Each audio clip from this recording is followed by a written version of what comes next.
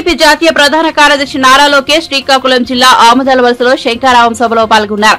ఈ సందర్భంగా స్థానిక MLA AP assembly speaker Tammineni సీతారాంపై తీవ్ర స్థాయిలో ధ్వజమెత్తారు. డమా బస్సు ఎమ్మెల్యే అంటూ తమ్మినేనిపై వ్యంగ్యాస్త్రాలు సంధించారు. 2014 తర్వాత ఆముదాల వలస నియోజకవర్గాన్ని టీడీపీ ఎంతో అభివృద్ధి చేసిందని, కానీ 2019లో ప్రజలు ఇక్కడ డమా బస్సు ఎమ్మెల్యేలను గెలిపించారని లోకేష్ వెల్లడించారు. అందుకు మనం కూడా కారణమే. నాడు మనం చేసిన పనులను ప్రజల్లోకి తీసుకెళ్లలేకపోయామని వివరించారు.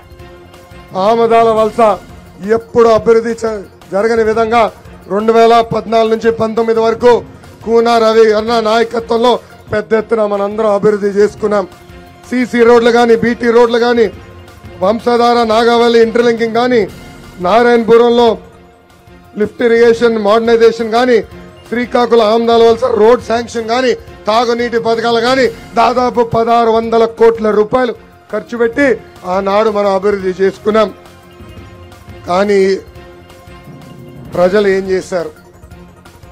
ఒక డమా బస్సు ఎమ్మెల్యేని గెలిపించారు.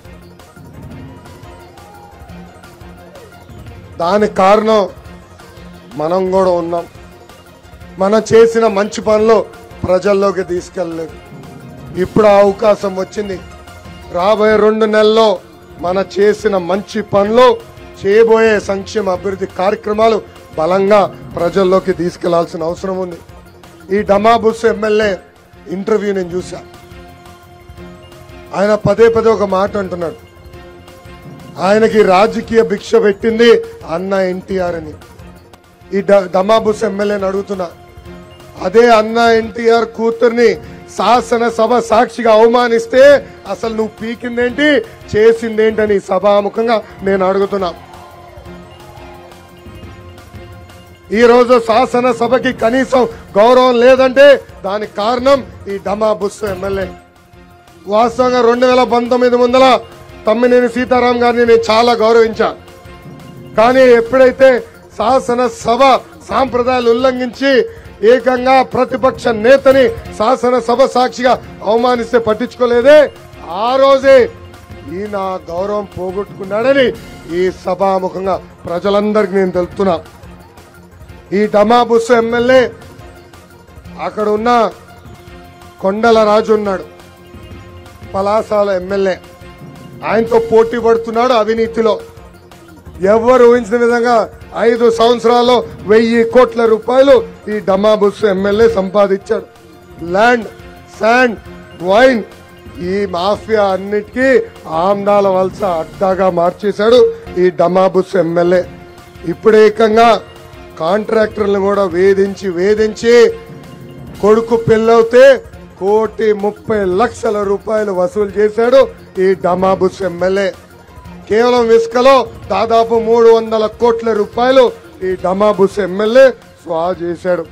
ఇంకా వాలంటీర్ పోస్టులు, అంగన్వాడీ పోస్టులు, షిఫ్ట్ పోస్టులు కూడా సొంత కార్యకర్తలు కాదు కదా, ఎవడు ఎక్కువ డబ్బులు ఇస్తే వాళ్ళకి ఇచ్చాడు ఈ డమా బస్సు ఎమ్మెల్యే. ఏకంగా ఇంట్లో చిన్న తగాదాలుంటే రాండి మీ సమస్యలు పరిష్కరిస్తానని వాళ్ళ దగ్గర ఉన్న భూములు కూడా స్వా చేస్తున్నాడు ఈ డమా బస్సు ఎమ్మెల్యే. ఏకంగా మైనులు కూడా కొడుకు పేరు పైన రాయించుకున్నాడు ఈ డమా బస్సు ఎమ్మెల్యే. 100 ఎకరాలు ఆంధ్ర రాష్ట్ర వ్యాప్తంగా బలవంతంగా కొడుకు పేరు పైన రాయించుకున్నాడు ఈ డమా బస్సు ఎమ్మెల్యే. అన్న కోరిక మేరకు తప్పనిసరిగా మన ప్రభుత్వం వచ్చిన వెంటనే ఎంక్వైరీ చేస్తాం. వడ్డీతో సహా ప్రతిదీ కట్టించి ప్రజలకు ఇప్పించే బాధ్యత నేను తీసుకుంటానని ఈ సభాముఖంగా హామీ ఇస్తున్నా. ఒక స్పీకర్గా డమా బస్సు పనిచేస్తుంటే అసలు నియోజకవర్గ అభివృద్ధి ఎలా ఉండాలి? ఒక స్పీకర్ ఒక మంత్రికి ఆదేశాలు జారీ చేస్తాడు. అలాంటిది సొంతంగా ఆదాయం ఎలా పెంచుకోవాలని ఆలోచిస్తున్నాడు తప్ప ఆముదాల వలస గురించి ఏనాడు ఆయన పట్టించుకోలేదు. ఈ సభాముఖంగా ఆయనకి నేను ప్రశ్నిస్తున్నా, ఏనాడైనా ఆముదాల వలస గురించి మీ ముఖ్యమంత్రి జగన్ ని మీరు అడిగారా? ఒక లేఖ రాశారా? ఒక రోడ్ శాంక్షన్ చేశారా అని అడుగుతున్నా. నేను ఆయనకి సవాల్